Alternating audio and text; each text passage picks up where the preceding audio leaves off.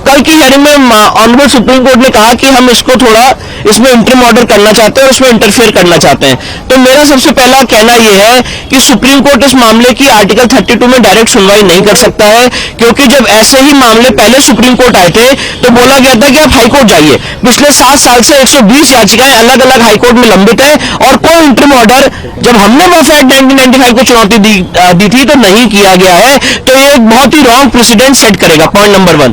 Point number 2 मैं आपको बताना चाहता हूं कि अभी दिल्ली में एक यमुना की रिवर बेड पे एक शिव मंदिर था, उसको तोड़ा गया और ये बोला गया कि भगवान शिव को हमारे प्रोटेक्शन की जरूरत नहीं है। मामला सुप्रीम कोर्ट आया, सुप्रीम कोर्ट ने भी उस ऑर्डर को अपहोल्ड किया।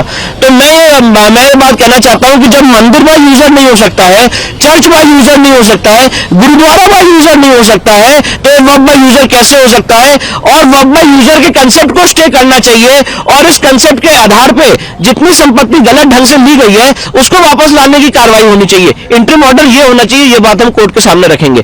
तीसरी सबसे महत्वपूर्ण बात यह है कि वफ एक्ट 1995 विद 2025 अमेंडमेंट, ये क्लैरिफिकेशन आना चाहिए कि ये नॉन मुस्लिम्स पे लागू नहीं होता है। मैं इस बात का समर्थन करता हूं कि नॉन मुस्लिम मेंबर्स को वफ बोर्ड और वफ काउंसिल से हटा दिया जाए, पर साथ में यह भी आना चाहिए कि वफ एक्ट 1995 या उसमें की गई कोई भी कार्रवाई नॉन मुस्लिम्स के ऊपर लागू नहीं होती है।